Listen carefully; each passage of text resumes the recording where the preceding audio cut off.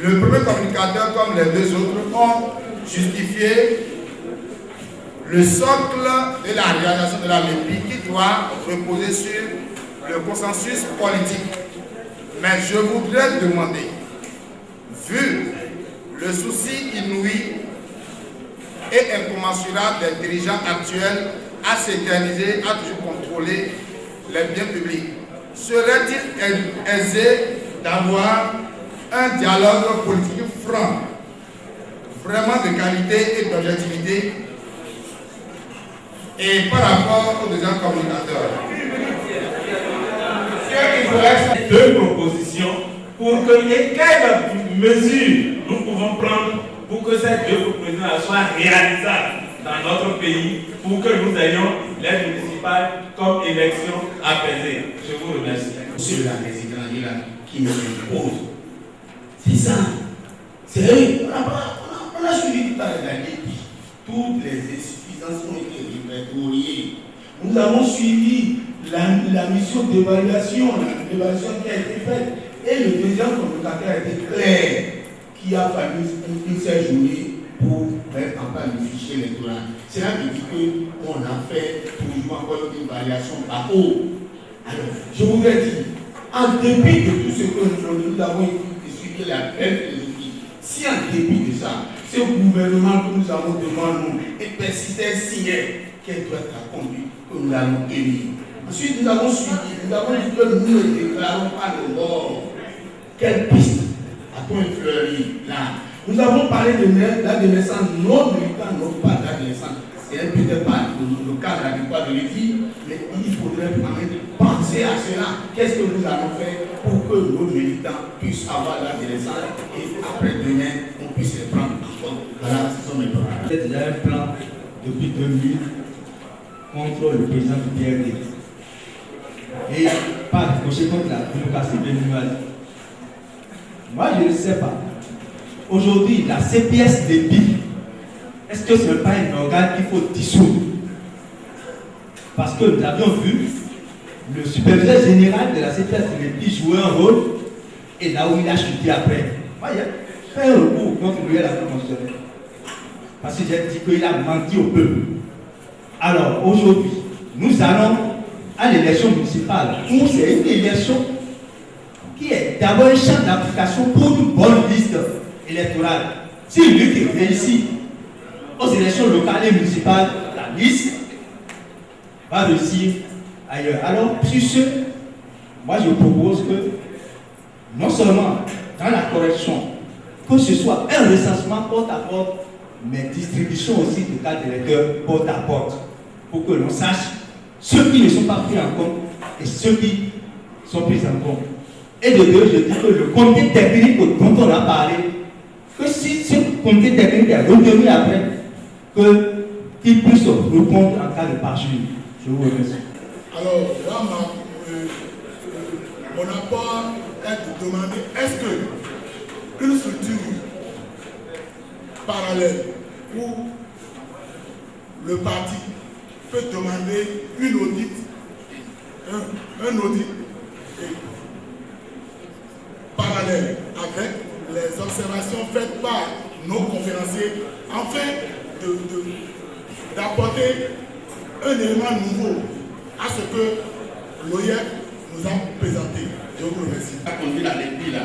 Et même quand vous marchez, vous tapez, bon, on dit, bon, on ramène au président et nous continuons. Et nous continuons. Et finalement, on a entendu même longtemps, personne ne dit, s'ils ont accepté, c'est que nous les avons battus. Et on les a battus KO. Maintenant, avec tout ce que nous venons d'entendre à ce séminaire, quel serait notre comportement par la suite? C'est très important. Et à chaque étape, je voudrais qu'au vu de ces conclusions-là, que nous puissions dire voilà le comportement qu'il faut adopter. Ma deuxième question a été déjà prise en compte, c'est-à-dire que si nous désignons des gens qui restent dans les conditions du début jusqu'à la fin. Merci. A vécu la LEPI dans toutes ses imperfections. Et nous avons été déçus en son temps, malgré tout ce qu'on disait, par le soutien qu'apportaient les institutions internationales. Face à tout ce qu'on vient d'entendre dans cette salle, je comprends encore que la LEPI a été genre de gaspillage de sous pour notre pays.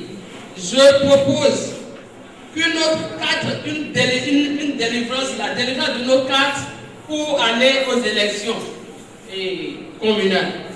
Et je voudrais, c'est un souhait, que le PRD, normalement, avant qu'on ne commence la LEPI, les chefs d'arrondissement devaient avoir une séance où on doit nous informer sur les exigences de la LEPI pour accroître notre vigilance sur le terrain. Merci beaucoup.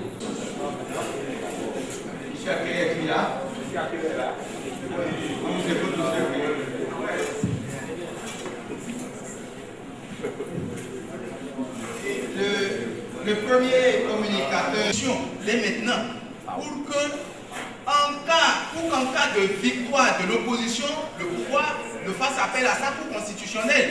Donc on prend les dispositions pour remettre la LEPI actuelle là, en conformité avec la loi. Parce que si on dit qu'on n'a pas publié, si on n'a pas fait ça, donc c'est que la LEPI n'est plus légale. Donc il faut prendre des dispositions. Donc je voudrais qu'on se prononce là-dessus, c'est une proposition. Et on réclame l'EPI. Et après, on nous dit les résultats, c'est dans 5 jours, c'est dans 4 semaines, des trucs comme ça là. Je voudrais est-ce qu'on ne peut pas, monsieur Macron voudrait bien me dire ça, est-ce qu'on ne peut pas réclamer en même temps les conditions, des dispositions pour que dès la fin des élections, on puisse commencer à voir les résultats, plutôt que de dire c'est dans 5 jours, les gens ont le temps de manipuler, de donner ce qu'ils veulent à la place de ce qui est réel. Et ma troisième préoccupation, c'est au sujet des agents. Des agents que nous envoyons dans les structures de la Sénat, de la CPS et autres là. Et donc, à qui on ne demande aucun compte, on ne demande rien, on envoie les gens, vous êtes là-bas, vous voyez plein de choses, vous n'avez personne à qui vous référez pour dire voici ce qui se passe. Tout ce que, c'est vrai qu'il y a beaucoup d'insuffisances qui ont été relevées par les 3 communicateurs, mais parmi les insuffisances, il y a celles qui nous reviennent, à savoir la désertion des lieux. Entre-temps là, je crois que ça a aidé à amplifier la fraude. Donc je voudrais en appeler, comme les autres l'ont déjà dit, à on a parlé dans les communications, on a parlé de la LEI et de la LEPI. Alors, je voudrais savoir qu'est-ce qui est le plus indiqué pour le Bénin. Maintenant, ma dernière préoccupation, ce n'est pas une question, mais c'est parce que nous qui sommes invités ici aujourd'hui, nous sommes ici présents et c'est pourquoi, à travers les communications, on a perçu l'état de la LEPI. Bien, maintenant, il fallait une correction. Et il faudrait faire ça à l'encontre de la population, de la masse populaire. Maintenant, je voudrais dire, est-ce qu'il ne faille pas une sensibilisation aussi de cette masse populaire pour qu'au moment opportun, lorsqu'on fera, les gens vont passer dans les maisons, que les gens ne disent pas, ah, on a encore repris ça, combien de fois on va le recenser. Donc, quand ces propos-là vont sortir, donc il faut, quels sont les carrefours qu'on y met pour que les gens puissent faire recenser. Merci. Ah, Calami, nous avons suivi quelqu'un dont je vais le nom ici. Garé sa voiture dans l'enceinte de l'arrondissement, il y avait un mot et il faisait le recensement.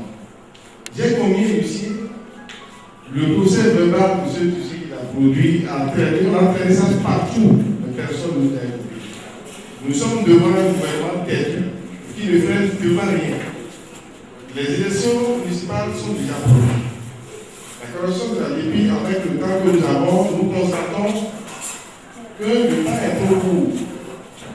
Et si ce gouvernement nous impose encore les élections avec cette LEPI, quelles dispositions nous allons prendre? Parce que parmi les insuffisances de la LEPI, il y a eu les insuffisances techniques. Les insuffisances techniques portent aussi sur le matériel. De ce que nous savons, il existe plusieurs types de matériel. Ceux qui ont été acquis par le Bénin avec le choix de l'opérateur technique, sont en réalité des matériels auxquels on peut rajouter après des données. Je ne sais pas si M. Macron me suit, auxquels on peut rajouter après des données. Or, il existe sur le marché d'autres matériels. Lorsque vous les fermez, pour un certain temps, vous ne pouvez plus rajouter des données. Le bruit a circulé pendant ce temps que la liste des femmes qui touchaient les 30 000 francs devait être rajoutée aux données en fait de la République. Donc il faudrait prendre des dispositions pour que ce genre de choses ne se fasse point. Deuxième point,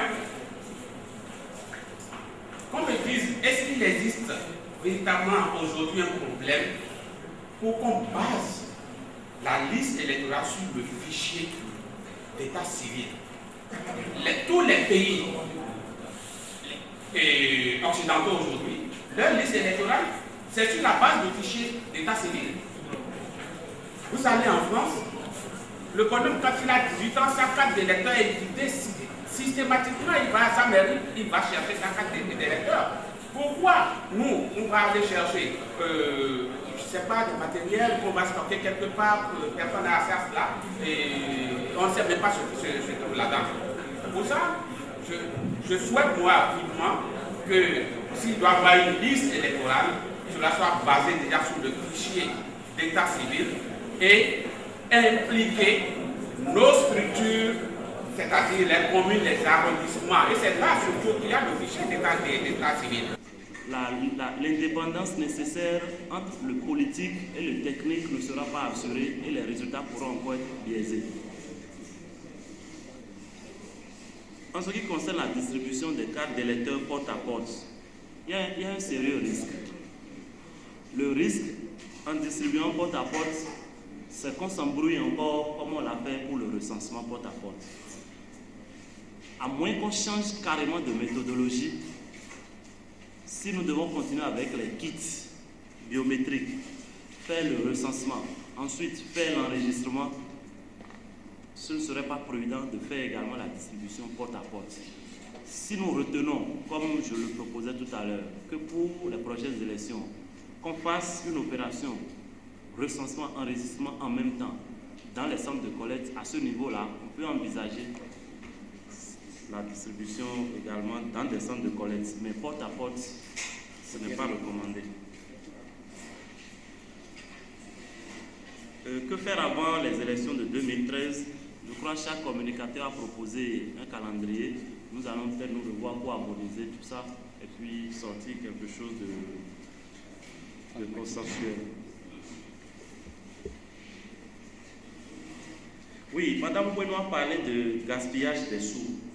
Oui, c'est vrai, nous avons gaspillé beaucoup d'argent pour pas grand-chose. Je n'ose pas dire pour rien. Le rapport des experts en 2008 avait fait une prévision de 17 milliards environ pour réaliser la LEPI. 17 milliards environ. Mais à la fin du processus qui a été fait là, on a entendu parler de 44 milliards. On a gaspillé tout ça. On a gaspillé tout ça et on n'est pas capable de nous sortir même un fichier. C'est dramatique, mais c'est ça la réalité. Pour ce qui est de M. Aclé qui a parlé de la possibilité d'avoir les résultats des élections le même jour, c'est possible. C'est possible, mais encore faudrait-il qu'on le veuille. Encore faudrait-il qu'on le veuille. Parce que pour avoir les résultats le même jour, il faut s'organiser pour. S'organiser pour, ça veut dire organiser des niveaux de centrales de dépouillement et de traitement des résultats, des niveaux intermédiaires. Qu'est-ce que je veux appeler comme ça? On peut dire qu'à la fin des élections, à la fin du dépouillement dans les bureaux de vote, on converge les résultats vers les arrondissements, on dépouille et on traite dans les arrondissements. Au lieu de garder les plus fermés, de les faire partie des bureaux de vote vers les arrondissements, des arrondissements vers les communes, ainsi de suite, fermés jusqu'à la Sénat. Et c'est la Sénat qui va se mettre à dépouiller un à un les plis. On peut s'entendre pour avoir un niveau de centralisation de traitement, par exemple, au niveau de l'arrondissement. Du coup, au bout de quelques heures, on peut avoir 546 résultats qui sont envoyés à la Sénat. La Sénat fait l'addition. On peut donner les résultats le même jour ou très tôt le lendemain. Oui, ça peut se faire si on le veut. Parce que la réalité, c'est qu'en le faisant comme ça, on va consécuter certains niveaux de fraude. Ça n'arrange pas tout le monde.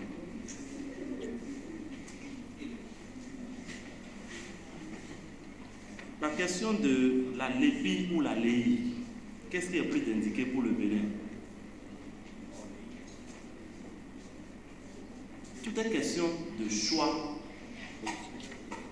Et lorsque nous faisons les choix, si nous nous donnons les moyens de faire ce que nous avons choisi, nous allons y arriver. Je donne l'exemple des autres pays de la sous-région. Je vous ai dit, en dehors de la Côte d'Ivoire, qui a essayé de se doter d'une LEPI, aucun autre pays de la sous-région ne s'est doté de l'EPI. Parce que les gens sont conscients de la faiblesse de leur état civil, de la faiblesse de leur organisation administrative. Lorsque vous n'avez pas encore une organisation administrative stable, vous n'avez pas un fichier d'état civil sécurisé et fiable, lorsque vous voulez vous lancer dans une opération comme la LEPI, c'est des risques que vous prenez. Et pour minimiser ces risques, il faut qu'il y ait un minimum de consensus pour que tous les acteurs s'entendent sur ce qui va être fait et valident à chaque étape ce qui est fait. Si cela est fait, on peut avoir une LEPI. Mais avec le manque de confiance qu'il y a entre les acteurs, avec le défaut d'organisation qu'il y a, avec toutes ces différences que j'ai citées, le plus prudent, c'est de se doter d'une LEI jusqu'au moment où nous allons avoir l'organisation qu'il faut pour faire l'EPI. C'est ça ma position personnelle. Et je l'ai affirmé plusieurs fois dans des écrits. Mais nous avons choisi de faire la LEPI. Malheureusement, nous ne nous sommes pas donné les moyens de faire ce que nous avons choisi. M. Bakary a parlé d'un recensement dans l'arrondissement de Calavi. Ce n'est pas qu'à l'arrondissement de Calavi. On nous a même montré ça à la mairie de Parakou. J'ai vu ça à la télé. Où on a convoyé des personnes par camion entier au niveau de la mairie pour les recenser, alors que la loi parle de recensement porte à porte.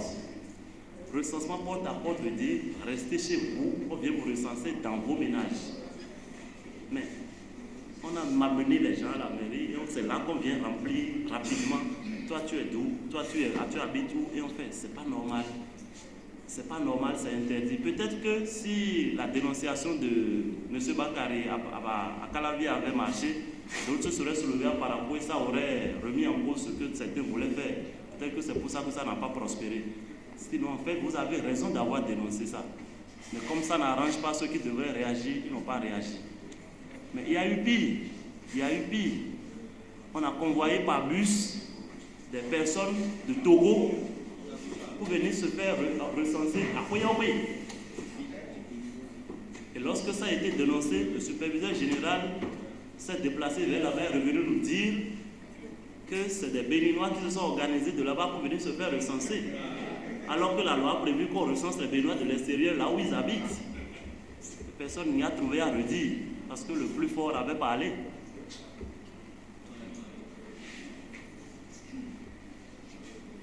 Donc, j'ai parlé de l'état civil déjà. La qualité du matériel acquis. La question de M. Abomenou par rapport à la qualité du matériel acquis, je crois que c'est M. Macron qui a dit il faut auditer tout cela. Il faut auditer également le matériel pour savoir quel genre de matériel on a acquis, quelles sont les limites, quelles sont les faiblesses de ces matériels-là. Si on ne va pas voir, on ne va pas auditer, on ne peut pas se prononcer là-dessus. Donc je ne peux pas me prononcer sur la qualité du matériel acquis. Par contre, je peux me prononcer sur l'usage qui a été fait de ce matériel-là. Parce que avec le rapport qu'on a lu, le rapport de l'OIF, il y a eu des choses qui ont été faites et qu'on n'aurait pas dû faire. Lorsqu'on dit que pour le dédoublonnage, on a retrouvé des états 0, 1, 2, 3, 4, 5, 101, alors que statistiquement, on ne doit retrouver que 0 et 1, je veux dire qu'il y a à des moments donnés, on a sauté des verrous dans l'appareil informatique qu'on ne devrait pas. Donc voilà également des choses qu'il faut aller revoir et corriger. Donc, pour me résumer, il y a beaucoup de choses à faire par rapport à cette répit-là. Et il y a aussi à revoir les options que nous faisons lorsqu'il s'agit de grands dossiers comme celui de la répit. Avant de faire des options, nous devons tenir compte de nos réalités, tenir compte de nos forces et de nos faiblesses et faire des choix que nous pourrons par la suite assumer. Donc pour l'instant, je m'en arrête là et je passe la parole à notre communicateur. Merci. Responsable au plus haut niveau pour que, quand les débats vont commencer, que tout le monde soit vraiment outillé pour pouvoir participer à ce débat national. Parce que quand vous ne connaissez pas un sujet, il vous est difficile de participer de manière efficace. L'autre objectif de ce séminaire, c'est de présenter les différentes phases, les différentes facettes de cette répit.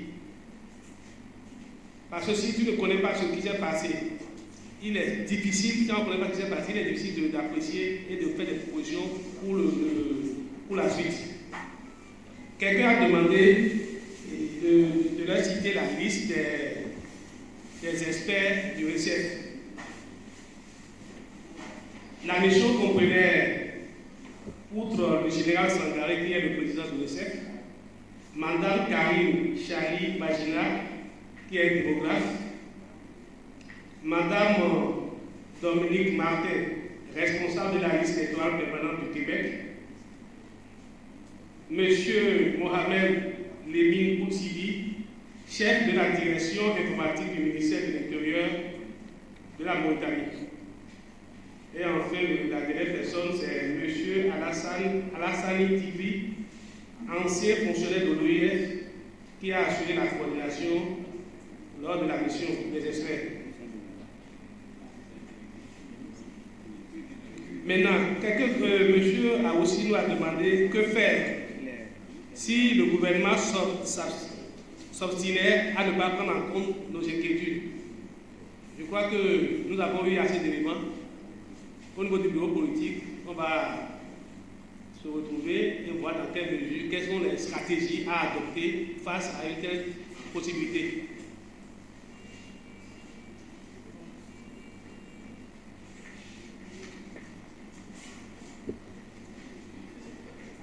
Donc, Anna a parlé de la sensibilisation, de la nécessité de sensibiliser. Je crois que c'est vraiment important. Ça nous a manqué lors de la période de recensement. On avait dit, mais on ne l'a pas fait. Donc, à chaque recensement, il faut sensibiliser. Il faut donner les moyens aux chefs de quartier, aux délégués, pour pouvoir travailler avec les recenseurs. Je sais que dans certains quartiers, au deuxième notamment, il y avait des délégués qui préparaient à manger à ces recenseurs-là. Ce qui a fait que dans son quartier, le taux de gens recensés était vraiment important. Parce que ceux qui viennent, quand ils ne peuvent pas manger, quand ils sont fatigués, pour la moitié, ils disparaissent, ils ne reviennent pas. Il faut que les partis politiques s'organisent aussi pour pouvoir soutenir et ensuite passer de maison à maison avec ces gens-là pour être sûr que, est-ce que dans mon quartier, tous mes militants, tous ont été recensés.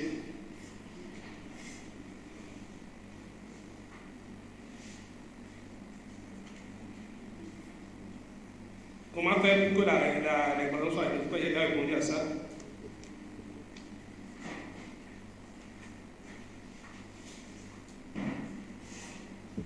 Maintenant, quelqu'un a recommandé que l'audit soit fait par des compétences nationales. Je suis d'accord avec lui. Et d'ailleurs, nous l'avons dit dans le comité de pilotage, le comité technique, c'est des nationaux avant tout. Maintenant, du point de vue technologique, je crois qu'on sera obligé de faire appel à certaines compétences pointues. Quand tu ne connais pas, ce n'est pas à peine de chercher à aller sur certains terrains, parce que les données évoluent tellement aujourd'hui dans le domaine des technologies, de l'information. Il faut se donner les services des compétences étrangères. Madame Gisèle Kouenou propose la délivrance d'une carte pour aller aux prochaines élections. Je crois que c'était dans notre recommandation, je crois que c'est indispensable. Parce que nous avons introduit des données erronées dans la machine, tout ce qui est sorti est erroné. Si vous mettez n'importe quoi dans la machine, il ne va pas vous amener de sortir quelque chose de bon. Dans la mesure où nous venons de constater que ce qui a été fait, la cartographie, tout ce qui a été le processus électoral, tout a été mal fait. Ce qui est mis dedans est forcément erroné. Or, c'est à partir de ce qui est dedans que ces cartes-là ont été délivrées. Donc, s'appuyer sur ces mêmes cartes pour aller aux élections prochaines, je crois que c'est vraiment un risque. C'est suscité pour nous. Parce qu'on ne sait pas combien de gens ont déjà des tonnes de cartes dans les maisons.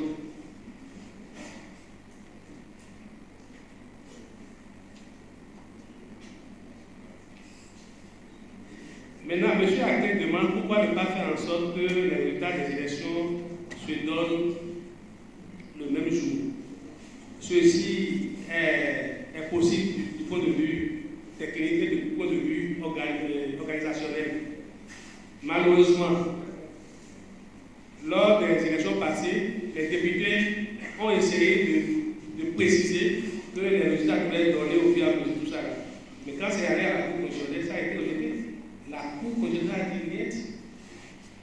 Il y a, pour les élections de 2006, c'était prévu qu'on pouvait le faire, mais c'est plutôt la HAC qui avait interdit aux organes de presse de publier.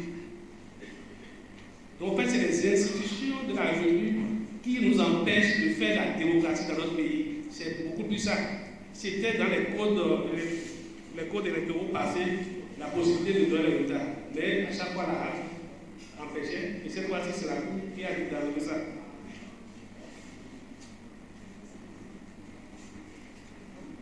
Du point de vue technique, c'est possible parce que aujourd'hui, avec l'avènement de nouvelles technologies, les GSM, de petites applications peuvent être utilisées pour avoir des résultats en quelques heures. Je disais la dernière fois quelque part, en Côte d'Ivoire, le SCI a commis les services d'un cabinet ivoirien et ils ont acheté un certain nombre de portables qui avaient déjà de petites applications qu'on a remis à des gens qui étaient partout dans le pays.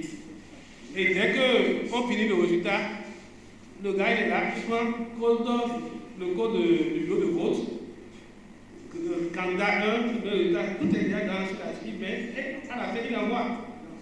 Et systématiquement, c'est comptabilisé au niveau de la base centrale. Cette application, nous l'avons nous-mêmes au niveau du PRD. Ce qui nous est arrivé pour que nous ne puissions pas avoir ça, c'est parce qu'on n'avait pas eu la liste des bureaux de vote. Parce que si la LEPI ne peut pas envoyer les codes des bureaux de vote à la Sénat, or c'est la Sénat qui reçoit et qui envoie au parti politique. Les années passées, on les avait au moins 2 semaines à l'avance, ce qui fait que chacun dans son ordinateur a déjà la liste de tous les bureaux de vote, c'est codifié. Et chaque représentant qui est sur le terrain a son code. Il suffit seulement, il n'a pas besoin d'écrire toute la liste, il met les codes seulement, il met les chiffres, et ça vient.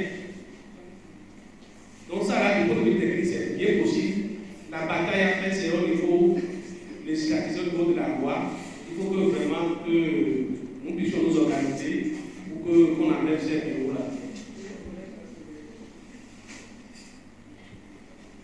Je crois que pour la question de Mme Christine Didonou, la question de la LEI et de la LEPI a été bien répondue.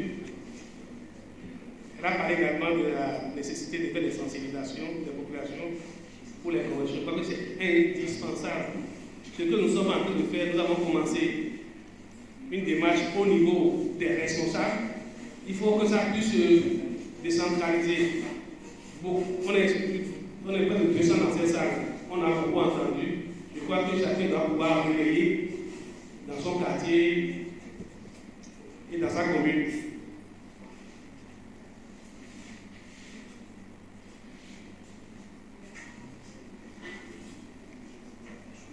Maintenant, il y a la question de M. Aramenou qui voudrait savoir est-ce qu'il y a une difficulté à utiliser la liste électorale comme base de l'état civil.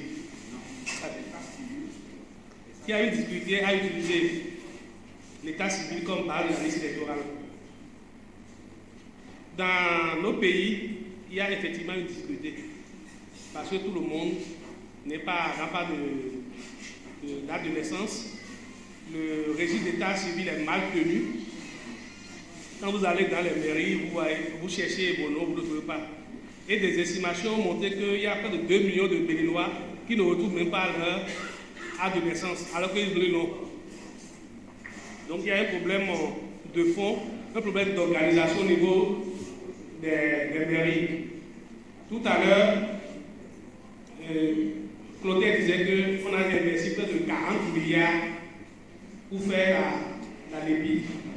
Avec ces 40 milliards, on aurait pu informatiser l'état civil dans toutes nos communes. Et si c'était ça qui était fait, il est plus facile de générer à la veille d'élection la liste des personnes qui sont en âge de voter. C'est ça qui se fait en France, en Belgique et un peu partout. Il n'y a pas un recensement électoral qui est organisé avec des élections. L'état civil étant bien géré, on demande aux maires qui sont ceux qui sont en âge, qui sont en droit de voter cette année. Et chaque commune décide sur la liste de ceux qui sont dans le registre. Et c'est cette liste-là qui est envoyée au ministère de l'Intérieur qui en utilise pour organiser les élections. Donc ça, là, c'est quelque chose qu'il faut prévoir à moyen terme. La CEDEAO l'a recommandé. La CEDEAO, dans l'un de ses protocoles, a recommandé que tous les États s'efforcent à disposer d'un résultat civil fiable et stable. Et dès qu'on nous aura ça, on n'aura plus besoin de faire des choses là. On nous a trouvé une solution de liste permanente informatisée pour contourner, pour le moment, la difficulté. Je crois que j'ai fait le tour des questions.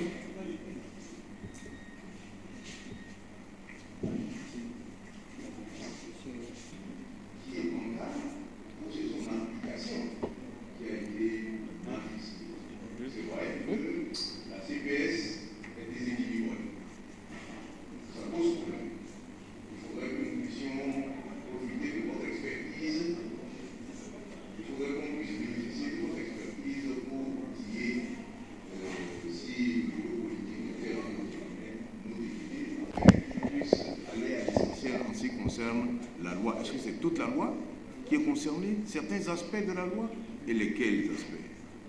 Ensuite, le coût de l'opération. Nous sommes à quelques encablures des élections. Est-ce qu'aujourd'hui, avec l'état des caisses du Bénin, nous pouvons encore recommencer cette affaire? Et M. Zossou et Emmanuel tout à l'heure disaient que certaines considérations relèvent du bureau politique, mais ici nous sommes sur un forum et la LEPI n'est pas que l'affaire du PRD, c'est l'affaire de toute la nation béninoise et de tous les démocrates. Si on était coincé, que faire? Qu'est-ce qu'on devrait pouvoir suggérer aux démocrates béninois? Est-ce que nous subissons? Mais qu'est-ce que nous faisons? Ce n'est que des suggestions. Chaque parti politique en fera ce qu'il voudra. Il serait bon que M. Mapeno, en dehors du domaine technique dans lequel il est intervenu, qu'il puisse donner son point de vue là-dessus et pour que chacun puisse en faire ce qu'il voudra dans les structures appropriées et politiques. M. Mapeno, vous avez...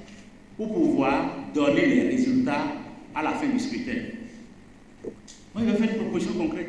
D'abord, avant de faire la proposition, moi, j'étais à l'INSEE et j'ai demandé à mes collègues comment vous faites et à la fin du scrutin, à 18h, à 19h, on ne parle plus des élections, on donne les résultats. Est-ce que vous avez des terminaux partout connectés à un cerveau central? Il dit non. C'est le maire qui s'organise. Il envoie par SMS, par téléphone ou bien par message électronique. Point. Lorsque le maire donne des résultats erronés, il est emprisonné, il n'y a pas d'intervention. Donc maintenant, par rapport au Bénin, comment faire pour donner les résultats à temps? La première des choses, c'est de choisir l'unité administrative, l'arrondissement. Nous avons 546 arrondissements. On doit demander au chef d'arrondissement de s'organiser Et dans cet arrondissement, voilà le nombre de bureaux de vote. Les partis politiques vont envoyer leurs représentants. S'il s'agit des élections locales, la Cour suprême doit envoyer ses représentants. Nos bailleurs de fonds qui viennent pour dire j'ai dépensé 40 milliards, c'est le moins plus que jamais qu'ils dépensent pour avoir aussi des représentants. Et à la fin du scrutin, on collecte toutes les données et au niveau de l'arrondissement, on envoie. Et il y a. Maintenant, si la HAL dit qu'il ne faut pas donner les résultats, nous on a les résultats. On peut donner dans 2 heures, on peut donner dans 24 heures, mais ce qui est sûr, à 19 heures, tout le monde a les résultats. Lorsqu'on va se cacher derrière la loi, pour dire qu'il faut transporter les résultats du village à l'arrondissement, de l'arrondissement à la commune, de la commune au département, avant d'arriver à la Sénat, on a le temps de tripatouiller. Alors les résultats réels, c'est les résultats qui sont sortis des urnes. Lorsque la Cour suprême a vu, les partis d'opposition ont vu, les partis qui sont au pouvoir ont vu, les partenaires ont vu, je pense qu'à 19h, on ne va plus en parler. Deuxième aspect, est-ce qu'on peut baser la liste électorale sur l'état civil? Ils ont répondu, mais je complète. Non, parce qu'on n'a que des bribes d'état civil erronés. Sur 13 600 actes de naissance étudiés à Cotonou, nous avons recensé 60% d'erreurs, 60% d'actes falsifiés. Quelqu'un qui est né en 1949, il a eu son permis de conduire en 51. Et il m'a conduit. Et j'ai dit, papa, non, j'ai dit, papa, vous êtes très génie. À 2 ans, vous avez permis au tuto, il faut tirer la soraba, bon, par contre. De la même façon, nous avons des intellectuels ici. On dit dans 2 ans, le PNUD veut lancer un concours. Mais il faut ci, il faut ça. Mais le type, il reprend le certificat. Oui, mais alors, les relais, c'est les relais qui ont. Excusez-moi, ceux qui sont relais dans la case. Mais les marteaux, pas jugement, ils ont les. Et ouais, on ne peut pas baser ça sur l'état civil. Que faire avant les élections locales de 2013? Le président nous a dit. C'est un diagnostic, recenser toutes les erreurs qui ont été commises lors des différentes étapes. 1. Qu'est-ce qu'on peut faire avant 2013? Et on laissons le faire avec les personnes responsables, avec la période de réalisation. Qu'est-ce qu'on peut faire à court terme? Mais qui va accepter ici que ce village ne sera pas reconnu? Donc les 40 et plus chefs de village qu'on a laissés en rade, on doit les intégrer. Ceux qui ont été recensés, qui n'ont pas été enregistrés, on doit les intégrer. Ceux qui sont revenus maintenant, on doit les intégrer. Donc voilà des trucs concrets que nous allons recenser maintenant pour dire voilà ce que nous voulons. Mais pour le faire, il faut qu'on revoie la loi honorable. Il faut revoir, puisque c'est les députés qui doivent nous définir la période de mise à jour, la période de correction. C'est les députés qui doivent nous dire CPS, vous avez fini votre mandat. Mérina, vous avez fini votre mandat. Il faut qu'on mette en place maintenant un organe. Donc c'est ça. C'est de ça que nous avons besoin. Il faut que ça parte de l'Assemblée et que lorsque ça arrive sur la table du président, les partis politiques. Mais le président, il vous a dit, il est prêt au dialogue. Voilà, si vous êtes prêts, faites-nous ça. Et nous, techniciens, on va vous faire le travail. Quelqu'un dit, bon, pour le moment, nous ne pouvons pas dire que le rapport de l'OIF, c'est un rapport complètement erroné. Parce qu'il faut comparer des choses comparables. Lorsque nous allons faire notre diagnostic, nous allons mettre en interface les 2 rapports. Ah, ça là, ils ont bien dit. Non, ça là, ils n'ont pas bien dit. C'est en ce moment qu'on va dire, voilà, ça là, c'est bon. Ça là, c'est pas bon. Mais pour le moment, disons, il y a un rapport. Nous aussi, nous allons faire notre diagnostic. Et après le diagnostic, on va confronter les 2. Parce que souvent, lorsque votre adversaire, vous faites qu'en même temps, il est braqué, c'est fini. Vous avez tout raté. Il faut le mettre d'abord en confiance. Il y a un ministère qu'on y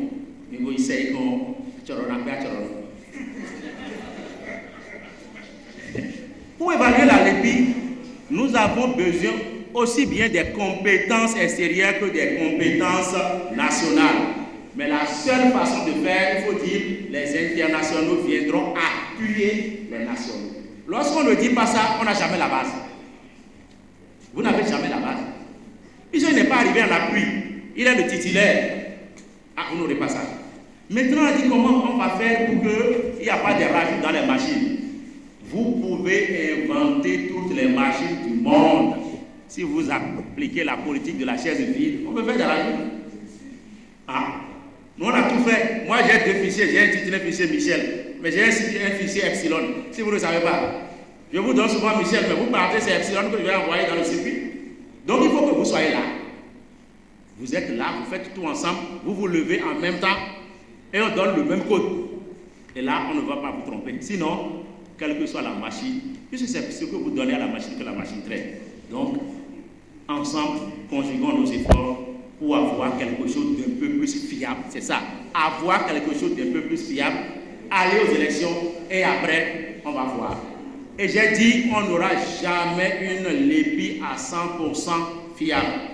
Et comme exemple, j'ai dit l'invention des cartes massives, des cartes de crédit en Europe n'a pas empêché les faux monnaie. Merci beaucoup. Vous le voyez, c'est sur la question désignée pour les spécialistes des questions politiques au niveau de la Sénat. Des gens qui parlent de n'importe quoi, de tout et de rien, et qui ne traitent pas des questions politiques. C'est eux qui se retrouvent là-bas. Et quand on leur dit de l'argent, ils sont là à tenir. Vous voyez des gens, Bako était dans l'opposition. Ben alors, dès 17 âges, on ne sait pas trop dans quelles conditions, dans l'autre camp qu'on l'a recruté. Ou comment ça s'appelle, que l'homme, il était dans l'opposition, non? Et là, pour un oui ou un non, il s'est retrouvé dans l'opposition. Où est la mémoire? En fait, soyons prudents. Donc, ils ont présenté le rapport au vice-président nigérien en lui disant que il suffit que le rapport disait que les gens, ils ont comparé un peu les Nigériens aux Japonais, que les Japonais n'ont pas autant de choses et ils ont eu tout ça, il suffit que tout ça là, et que le Nigeria va dépasser le Japon et devenir une puissance. Et il a dit merci beaucoup, les bons mots et tout ça là. Il a dit que le Nigeria que lui connaît là, Nigeria d'où lui il est sorti là, si c'est le rapport là, il faut enlever tous les Nigériens et mettre des Japonais pour que ça puisse marcher. Mais que si c'est les Nigériens que lui connaît, les Igbo, Yoruba, Hausa, les gens que lui connaît là, que ce rapport là, c'est pas pour lui, que c'est pour des Japonais. Les choses qu'on a dit là, si c'est les Japonais là, ça marche. Ça veut dire quoi? L'humain avec sa culture et ce qu'il est, ça compte. C'est ce qui est plus important. Vous pouvez tout créer, vous pouvez mettre tous les cadres, vous pouvez mettre toutes les lois, mais les gens sont ce qu'ils sont. Et ce qu'a dit le président, c'est vrai. Il n'est même pas allé loin, il a parlé de l'EPI seulement. Les deux présidents de l'EPI qu'on a eu sont des opposants, mais bon, on a vu. Mais alors, quelle est la solution, monsieur le président? Et moi, je ne peux pas changer les pays. Je ne peux pas changer leur culture. Je ne peux pas les enlever pour aller chercher des Japonais pour mettre à leur place. Alors je ne peux proposer que des solutions qui, ma foi, insuffisantes, quoi qu'elles soient insuffisantes, me paraissent être ce qu'il y a de mieux à faire pour espérer un peu. Qu'est-ce que vous voulez? Voulez-vous que je continue d'accepter déjà qu'on prend opposant, il passe à la mouvance? Voulez-vous que j'accepte que sur 15, on continue de dire 9 pour la mouvance et 6 pour l'opposition? Mais c'est encore plus grave. Au moins, je veux vivre d'espoir. C'est pourquoi je propose ça. Que si il y en a 16, on est 8-8. En espérant que si nous continuons de travailler sur eux et que si nous travaillons sur ce qu'on appelle la culture de la honte, les gens finiront progressivement par se dire ce n'est pas bien de faire ainsi. Au fond, c'est une proposition qui n'est pas la meilleure, mais je n'en ai pas d'autre, à moins de changer les Béninois et de mettre d'autres à leur place. C'est tout. Deuxième chose que je dirais par rapport à la corruptibilité, peut-être Orden va répondre à la question, mais je vais le dévancer en disant, en tout cas en ce qui me concerne, moi, je ne suis même plus pour les histoires de société civile dans les trucs là. De toute façon, moi j'ai toujours refusé d'entrer dans les Sénats. Moi je ne veux rien rentrer dans quoi que ce soit. Parce que on a perverti tout. On a tout corrompu.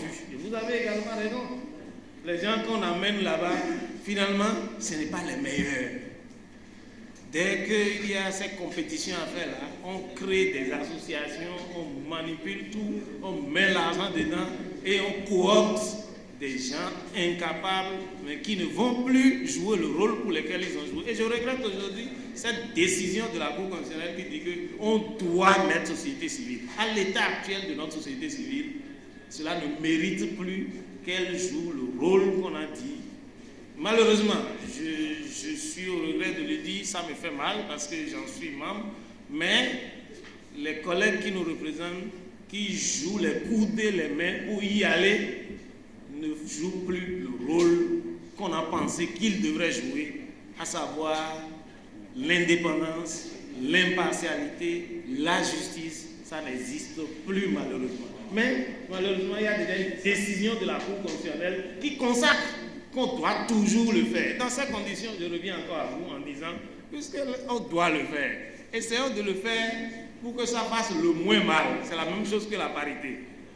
Et je dirais, puisque je suis dans une arène politique, je dirais alors dans ces conditions, je prends souvent le risque de le dire, c'est à mes risques et périls. Lorsque votre adversaire prend son temps à vous faire jouer, comment nous on dit? Croc en jambe. Croc en jambe. Il faut faire les mêmes chemins. Parce que sinon vous n'y gagnerez jamais. Je ne vais pas dire plus que ça.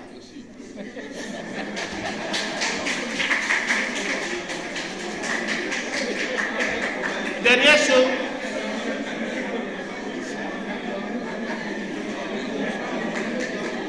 Dernière chose que je voudrais dire.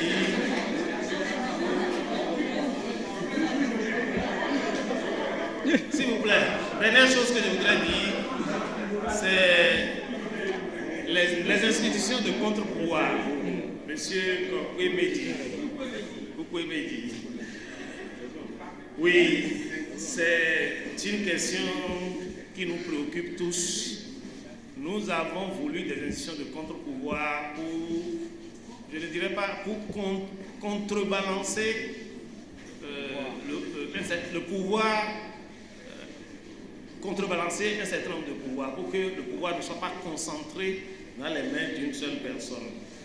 Je suis partisan de ce, actuellement, je suis contre la modification de la Constitution. Et c'est rien que pour cette raison.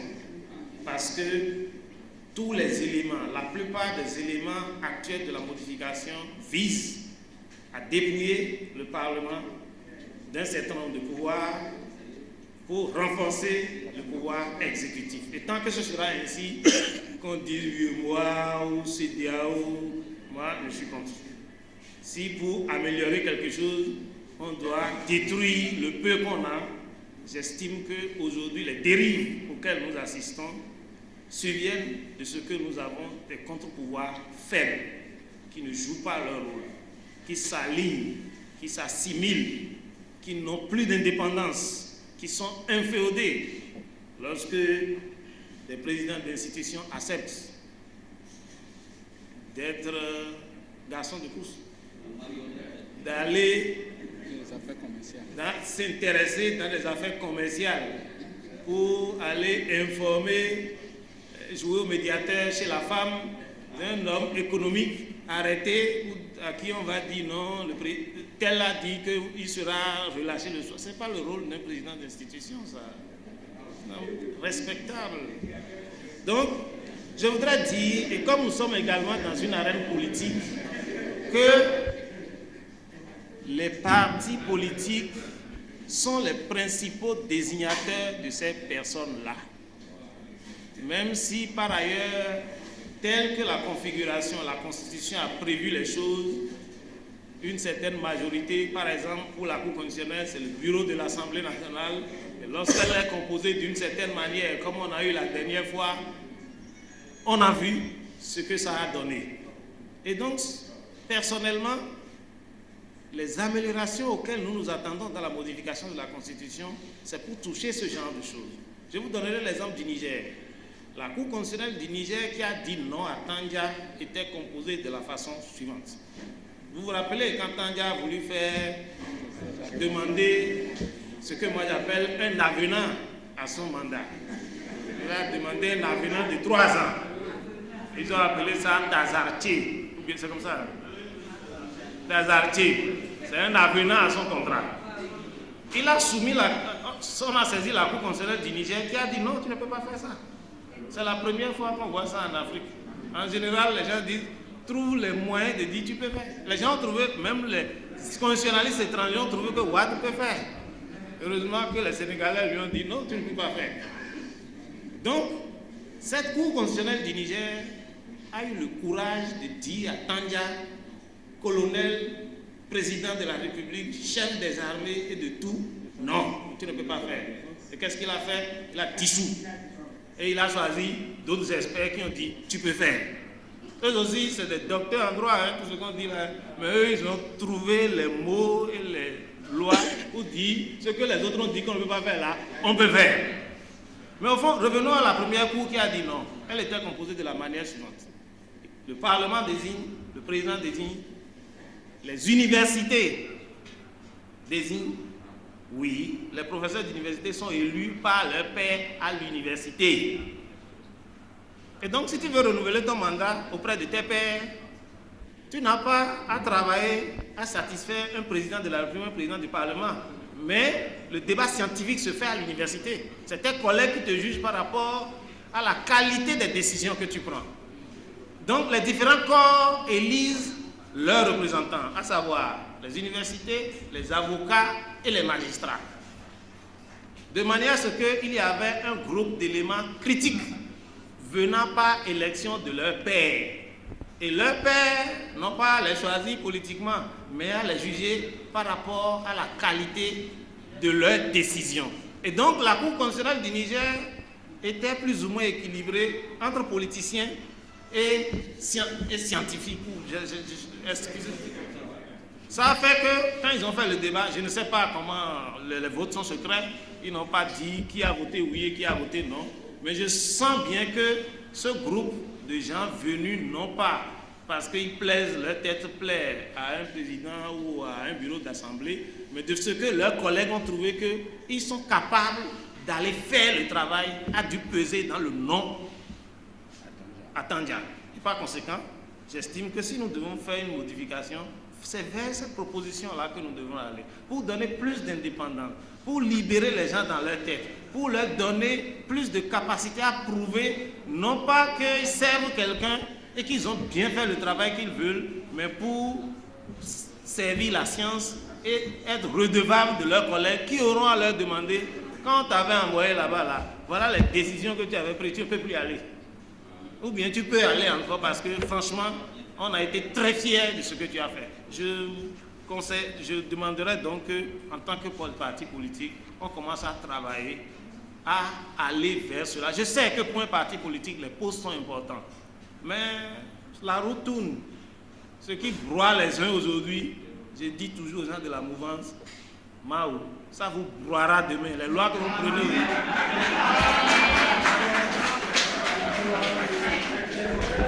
Les lois que vous prenez et que vous croyez que c'est pour faire mal aux autres là, malheureusement vous serez encore vivant quand vous allez vous retrouver de l'autre côté. Ils vont se servir de ces lois là pour vous faire les mêmes choses. Je vous remercie.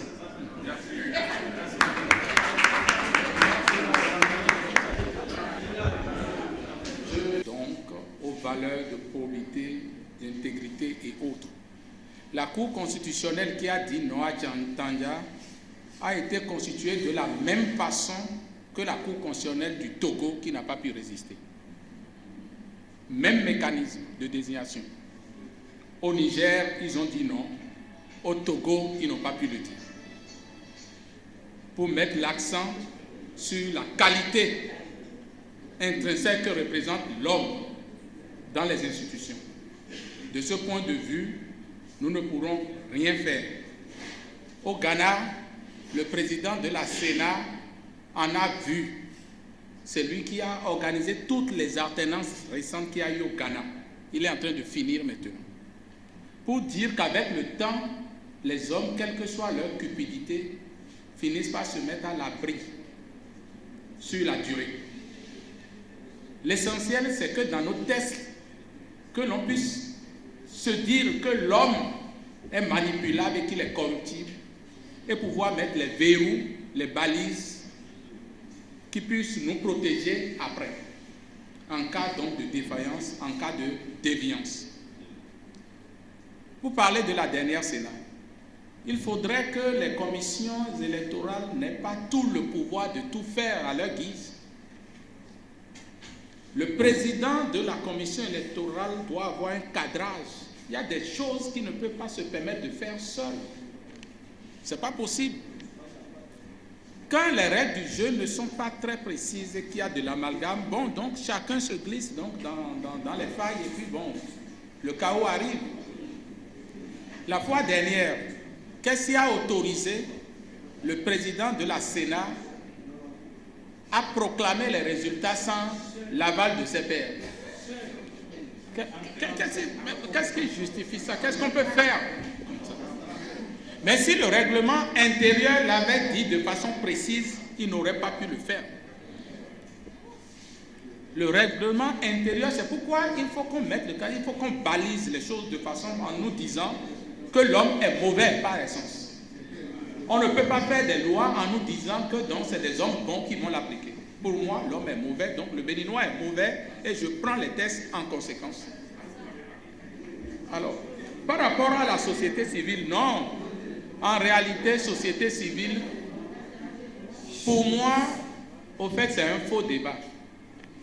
Si vous voyez quelqu'un qui s'occupe de sida, de paludisme à Porto Novo, qui rentre dans un gouvernement demain, ça ne cause aucun problème à personne. Quelqu'un qui s'occupe de sida, société civile, parce que c'est les ONG, les associations qui sont de la société civile. Non. Mais il s'est illustré depuis 20 ans à Porto Novo dans la lutte contre le paludisme. Et un beau matin, un gouvernement le nomme ministre de la Santé. On va applaudir. Le problème au niveau des ONG, c'est une question de sincérité et de conflit d'intérêts. On ne peut pas avoir observé les élections, dire que tel a vraiment gagné, tel a perdu et rentrer au gouvernement le lendemain. Ça fait un conflit. Ça crée un conflit. Je ne peux pas créer un observatoire pour la transparence des élections et accepter un poste de la part du gagnant tout de suite après. Même si j'ai été crédible, ça me discrédite. Donc on ne peut pas avoir supervisé la LEPI et accepter un poste tout de suite après. Ça discrédite. C'est ce qu'on appelle conflit d'intérêts. Donc les associations, les ONG devraient être sincères. Mais la question d'apolitisme, de plus en plus, on dit société civile non partisane. Pas apolitique, non qui est apolitique au fait. Le combat que moi j'ai fait depuis 30 ans, c'est un combat politique. Je ne suis pas dans un parti, certes, mais tout ce que je dis est politique. Tout ce que je dis est politique. Donc d'où vient le problème qu'il y a souvent au cœur de la société civile? Je serai très bref, je vais vous expliquer la question qu'il y a. Vous savez, nous nous sommes fait piéger en allant au séminaire de recentrage du concept de société civile. À l'occasion, nous avons déterminé 7 composantes. Les chefs couronnés, je les respecte beaucoup, et 7 composantes. Mais on n'a pas délimité le champ. Donc, un seul roi peut se lever et dire qu'il est société civile. Un chef religieux sans association à lui seul se pointe là, il est société civile. Quand on a voulu structurer la société civile, il y a eu un débat conceptuel qui s'est fait. On a dit, on va s'organiser sur le territoire. Donc, à Porto Novo, il y a un cadre de concertation de la société civile. Ça ne crée pas de problème, c'est bon. On dit qu'on veille à ce que les 7 composantes soient représentées. Tant mieux. Mais l'accord de Cotonou, il y a eu quelque chose qu'on appelle les accords de Cotonou, qui a voulu que la société civile participe à la définition et au contrôle des politiques publiques. Ça veut dire que s'il y a un plan d'environnement qu'on veut élaborer à Porto Novo, le maire de Porto Novo ne peut pas ne pas associer la société civile. Voilà l'objectif. Alors, nous avons dit qu'il faudrait que les thématiques entrent en jeu. C'est-à-dire que je suis société civile, ONG, je suis dans la gouvernance, je suis dans les droits de l'homme. Quand on veut parler de gouvernance, de droits de l'homme à Porto Novo, c'est nous ça. On veut parler d'assainissement, on les connaît. On veut parler de sida, on les connaît. Le seul problème qu'il y a, c'est qu'en matière d'élection, tout le monde dit, même quand ils sont des jardiniers, des associations de jardiniers, ils disent que la question des élections les concerne. C'est pourquoi au cœur de la CPS Lépi, vous avez un tontinier. il fait du microcrédit.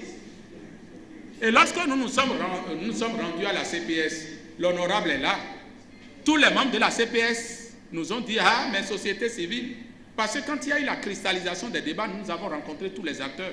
On a dit, ah, cette société civile est plus politique que nous-mêmes les politiques. Et il était là assis, le représentant de la société civile. Il a participé au quota, au partage, il a participé à tout. Donc voilà le débat intellectuel qu'il y a entre nous. On dit qu'il faut faire les thématiques.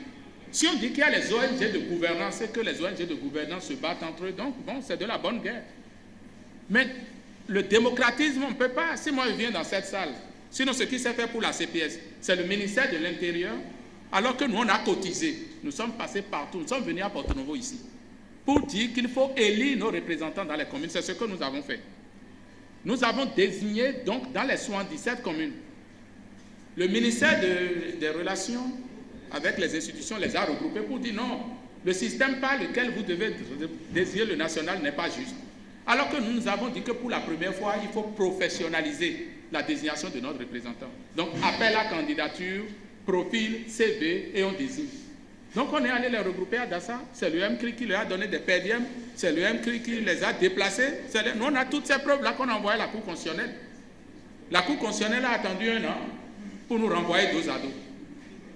Il y a quelque chose aussi parce qu'au Bénin, quand on a trop de scrupules, on se laisse vraiment... Je ne veux pas utiliser le mot. C'est ce qui est arrivé à l'Union fait la nation.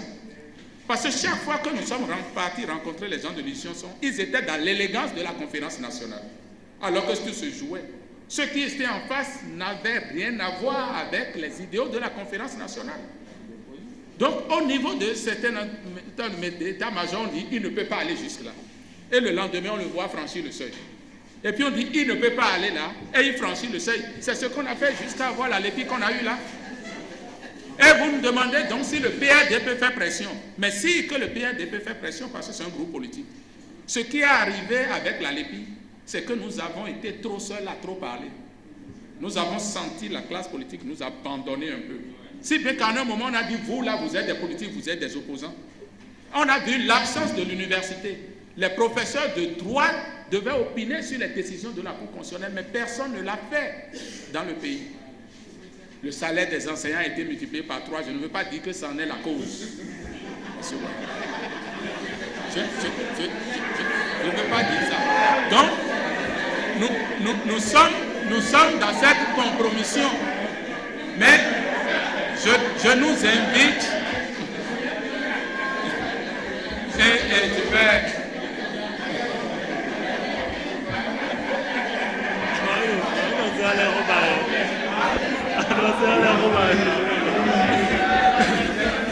Ici, un combat, c'est la libéralisation des médias. Parce que quel que soit ce qu'on va mettre en place dans les séminaires partout, si nos médias ne sont pas libérés, on ne peut rien et on ne pourra rien faire.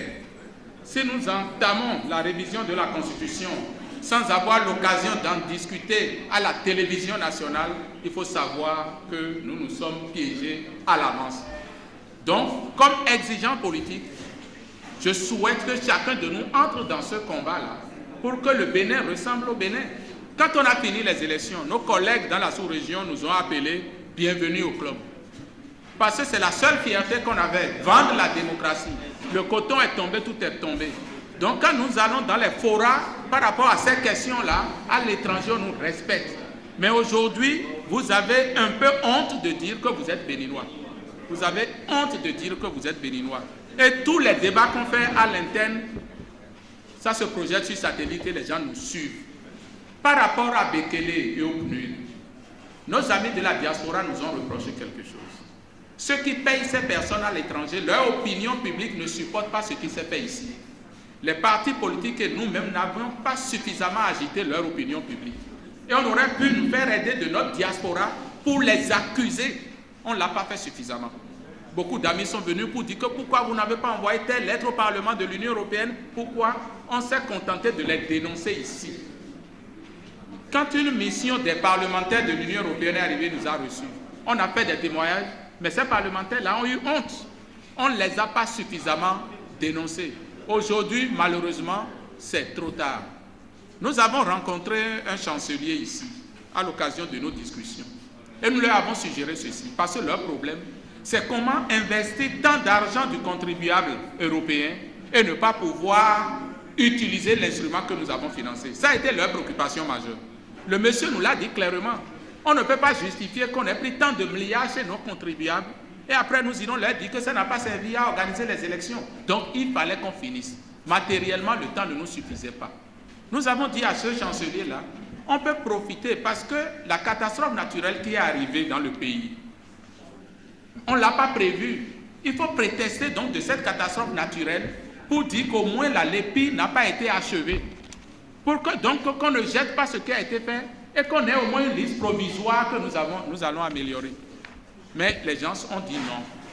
Mais je voudrais dire quelque chose que nous, personnellement, nous avons reproché à l'opposition et à l'Union fait la nation. C'est l'occasion d'en parler. Lorsque nous les avons rencontrés, nous leur avons dit de ne pas introduire la loi abrogatoire sur la LEPI. La loi abrogatoire sur la LEPI. Parce que le cadre légal était mauvais, la loi était mauvaise. Nous qui avons appuyé le processus, nous avons dit dès le départ qu'il faut commencer, mais changer cette loi en cours de chemin. Parce que les dispositions querellées ne nous causaient pas trop de problèmes donc, à l'occasion de la première étape. Donc nous nous sommes dit que si on entend, parce que le délai était déjà court, qu'on n'avait plus le temps, si on commence, nous aurons l'occasion de changer cette loi avant d'aborder la seconde phase, voire la troisième. Mais l'opposition, en introduisant la loi abrogatoire, a fait peur aux partenaires techniques et financiers. Donc, nous nous sommes surpris. Quand tu as raison, nous avons dit, une pause s'impose. Les PTF ont dit non, vous utilisez les mêmes thèmes que l'opposition. Donc, vous êtes de mèche avec l'opposition, donc on ne vous écoute plus. On dit donc, le choix des mots même. On a dit une pause s'impose, parce que la pause qui s'était imposée, c'était quoi? Du recensement porte à porte à l'enregistrement, il fallait saisir les kits. Et on a plein de mois. On a dit à Rifari Bako, nous nous sommes rencontrés à une cérémonie rituelle à Comé. Ce jour-là, lui, il était en carême, il m'a empêché de déjeuner. Nous avons parlé 1 heure de temps. Je lui ai donné l'exemple de la Guinée, où 400 000 personnes ont été enrôlées, mais n'ont pas trouvé de carte de lecteur, n'ont pas eu leur nom. Il peut même dans cet outil avoir des erreurs matérielles. J'ai dit, superviseur général, avec ce que tu fais, s'il arrivait qu'au bout du processus, tu sois surpris par des erreurs matérielles, même si ce n'est pas la fraude, tu vas brûler le pays. On a parlé longtemps, mais finalement, non. À la nuit électorale, on s'est rencontrés sur BBC, mais on a compris qu'ils ne voulaient pas intégrer. Sinon, les populations de la vallée qui n'ont pas été recensées, tout ça là, on avait bien le temps de les enrôler. Mais ils ne voulaient pas faire ça, on a compris qu'ils ne voulaient pas faire ça. Donc, je ne peux pas répondre à toutes les questions, j'ai essayé de survoler, et puis voilà, passer le temps passe. Merci beaucoup. Pour les réponses que vous avez bien voulu apporter aux réactions que les participants ont eues, je voudrais en leur nom vous remercier et vous dire que le PRD a ses portes grandement ouvertes pour collaborer avec toutes les bonnes volontés, tous les démocrates de ce pays, afin que nous puissions sauver notre démocratie qui est en train de balbutier. Votre contribution, ce n'est pas l'appartenance à l'opposition ou à la mouvance, c'est la contribution scientifique et responsable, contribution citoyenne au développement de la démocratie dans notre pays. Le PRD garde ses portes grandement ouvertes